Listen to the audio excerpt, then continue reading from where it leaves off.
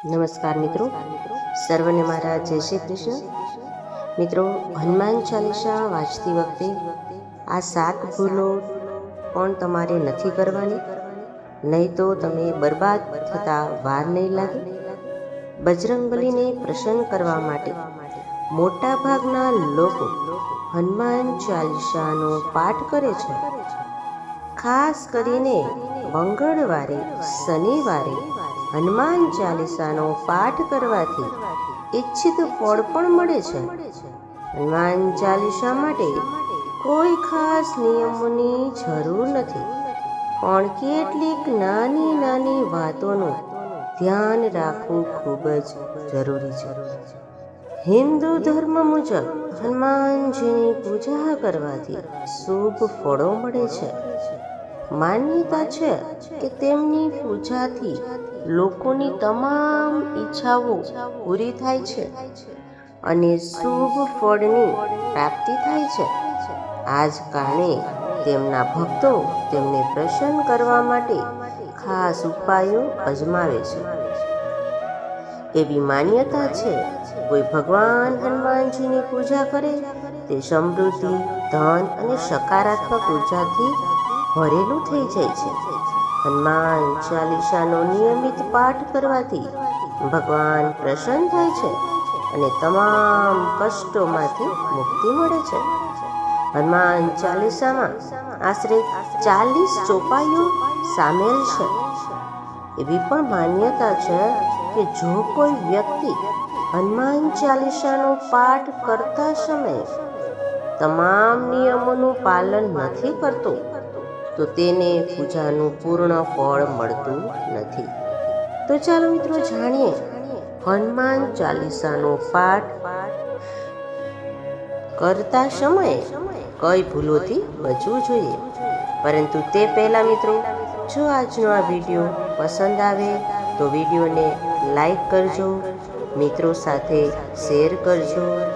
ચેનલને પહેલી જ વખત જોઈ રહ્યા છો તો સબસ્ક્રાઈબ જરૂરથી કરજો. કોમેન્ટમાં જય હનુમાન દાદા જરૂરથી લખજો.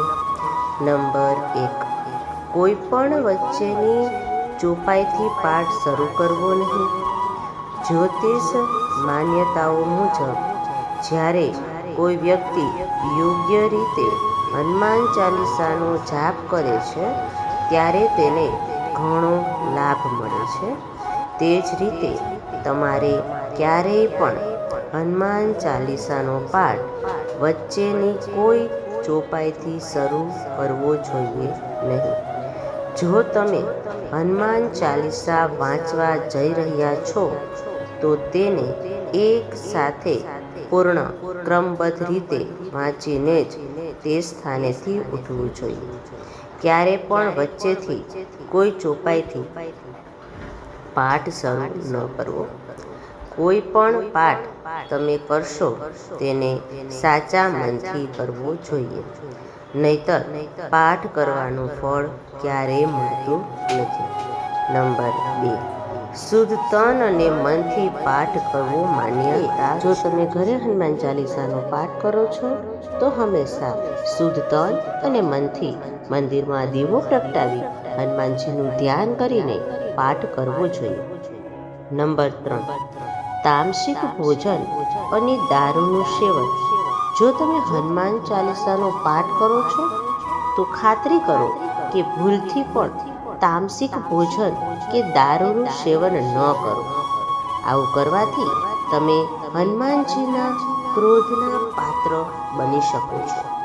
હનુમાનજી બાલ બ્રહ્મચારી છે અને તેથી જ હંમેશા માંસાહારી વસ્તુઓ અને દારૂના સેવનથી દૂર રહેવું જોઈએ.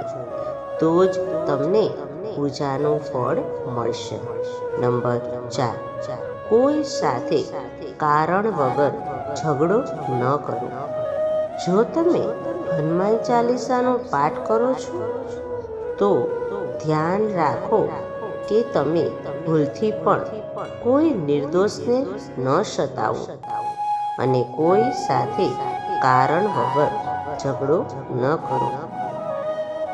જો તમે હનુમાન ચાલીસાનો પાઠ કરો છો તો ધ્યાન રાખો, તમે કોઈનું પણ અપમાન કારણ વગર ન કરો અને એમને એમ પણ ક્યારેય કોઈનું અપમાન કે કોઈને અપશબ્દો બોલવા જોઈએ નહીં. જો તમે આ પાઠ કરો છો તો ગરીબોને પણ ન સતાવવા જોઈએ અને મિત્રો, ગરીબોની મદદ કરવી જોઈએ. નંબર 5ની વાત કરીએ. જીવન સાથીને છોડીને કોઈ અન્ય સંબંધમાં બંધાવો. જો તમે વિવાહિત છો અને હનુમાન ચાલીસાનો પાઠ કરો છો તો મિત્રો, તમારે જીવન સાથી સિવાય કોઈ અન્ય સાથે સંબંધની વાત પણ ન વિચારવી જોઈએ. આવું કરનારાઓને ક્યારેય પણ હનુમાન ચાલીસાનું શુભ ફળ મળતું નથી. કોઈ વિવાહિત પુરુષે કોઈ સ્ત્રી સાથે સંબંધ રાખવો જોઈએ નહીં. જો કોઈ સ્ત્રી પણ હનુમાન ચાલીસાનો નિયમિત પાઠ કરે છે તો તેને પણ પોતાના પતિ સિવાય કોઈ અન્ય પુરુષ સાથે સંબંધ રાખવો જોઈએ નહીં. જો કોઈ વ્યક્તિના લગ્ન નથી થયા તો તેને તો પરાઈ સ્ત્રીથી દૂર જ રહેવું જોઈએ. જો કોઈ વ્યક્તિ હનુમાન ચાલીસાનો પાઠ કરે છે તો તેને આ વાતનું ધ્યાન રાખવું ખૂબ જ જરૂરી છે. નંબર 6, ગરીબોને અને પ્રાણીઓને ન સતાવો. જો તમે ઘરની સમૃદ્ધિ માટે હનુમાન ચાલીસાનો પાઠ કરો છો તો ભૂલથી પણ કોઈ પ્રાણી અને ગરીબોને સતાવવા જોઈએ નહીં. આવું કરવાથી પૂજાનું ફળ મળતું નથી અને ઘરમાં હંમેશા દુઃખનું નકારાત્મક વાતાવરણ રહે છે. નકારાત્મક ઉર્જાનો વાસ થાય છે અને સુખ, સમૃદ્ધિ અને બુદ્ધિ હંમેશા માટે ચાલી જાય છે. નંબર 7, કોઈ અપરાધ ન કરો અને ખોટું ન બોલો. જો તમે હનુમાન ચાલીસાનો પાઠ કરો છો તો તમારે કોઈ પણ પ્રકારનો અપરાધ ન કરવો જોઈએ. તમારે કોઈની સાથે છેતરપિંડી કરવાથી પણ બચવું જોઈએ અને ખોટું તો ન જ બોલવું જોઈએ. જો તમારા મનમાં કોઈ પ્રત્યે છેતરપિંડી અને દ્વેષ છે તો તમને પૂજાનું ફળ ક્યારેય નહીં મળે. નંબર 8, હનુમાન ચાલીસા વાંચવામાં ઉતાવળ જરાય ન કરો. જ્યારે તમે હનુમાન ચાલીસાનો પાઠ કરો છો ત્યારે તમારે ક્યારેય ઉતાવળ ન કરવી જોઈએ અને ક્યારેય પણ કોઈ શ્લોકનું ઉચ્ચારણ ખોટી રીતે ન કરવું. આ પાઠ હંમેશા ધૈર્યપૂર્વક કરવો જોઈએ. નંબર 9, રામનું નામ લીધા વગર પાઠ શરૂ ન કરો. બધા જ લોકો આ વાતથી પરિચિત છે કે હનુમાનજી ભગવાન રામજીના પરમ ભક્ત છે. તેથી ભગવાન રામનું નામ લીધા વગર હનુમાન ચાલીસાની શરૂઆત ન કરવી જોઈએ, નહીંતર તમે તેનાથી મળનાર ફળની વંચિત રહી જશો. નંબર 10, તન અને મન સ્વચ્છ રાખો. હનુમાનજી અને તેમના ઈષ્ટ ભગવાન શ્રી રામજીના ચિત્રની સ્થાપના કરો. ત્યાર પછી તેમના સમક્ષ જળથી ભરેલું પાત્ર રાખો. ઓછામાં ઓછા 3 વારથી લઈને 108 વાર સુધી હનુમાન ચાલીસાનો પાઠ કરો. ઘરમાં હનુમાન ચાલીસાનો પાઠ કરતા સમયે શરીર અને મન બંને સ્વચ્છ હોવું ખૂબ જ જરૂરી છે. નંબર 11, મનમાં અયોગ્ય વિચારો ન લાવો. હનુમાન ચાલીસાનો પાઠ કરતા સમયે મનમાં કોઈ પણ પ્રકારના અયોગ્ય વિચારો ન લાવવાનો પ્રયત્ન કરો. હનુમાન ચાલીસાના પાઠનો સમય દરરોજ માટે એક જ રાખવો જોઈએ. ખાસ પરિસ્થિતિઓમાં, મુસાફરી દરમિયાન અને સૂતા સમયે પણ હનુમાન ચાલીસાનો પાઠ કરી શકાય છે. નંબર 12, મંગળવાર અને શનિવારે હનુમાનજીના દર્શન. હનુમાન ચાલીસાનો પાઠ કરનાર લોકોએ મંગળવાર અને શનિવારે હનુમાન મંદિરમાં જઈને હનુમાનજીના દર્શન જરૂર કરવા જોઈએ.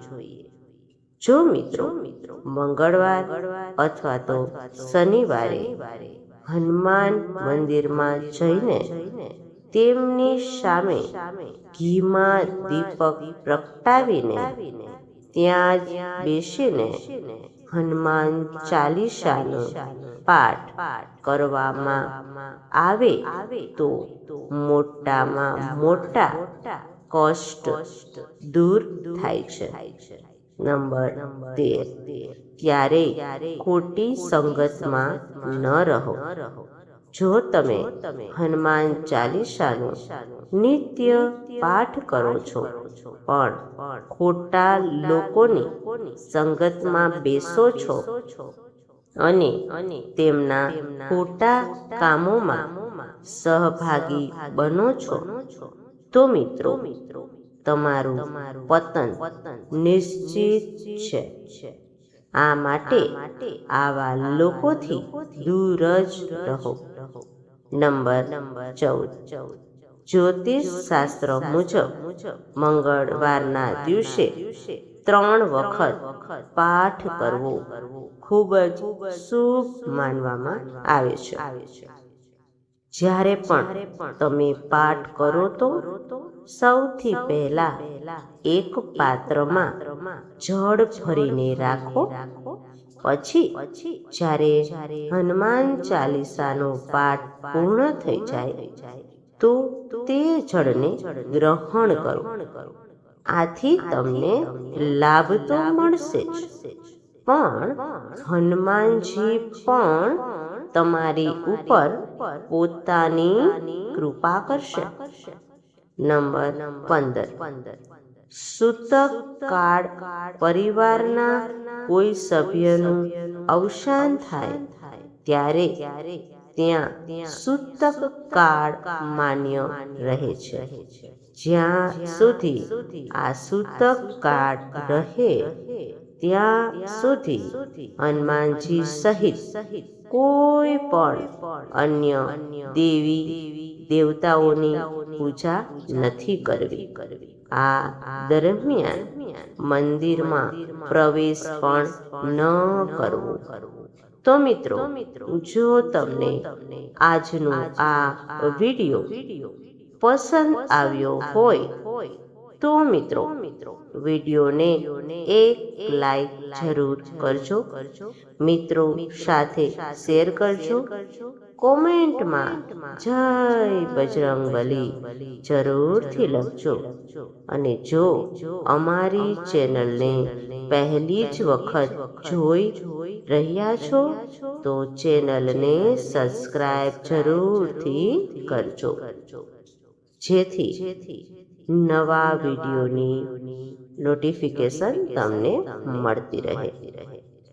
અને મિત્રો, એના માટે વિડીયો જોવા બદલ તમારો ખૂબ ખૂબ આભાર. ધન્યવાદ. જય શ્રી કૃષ્ણ.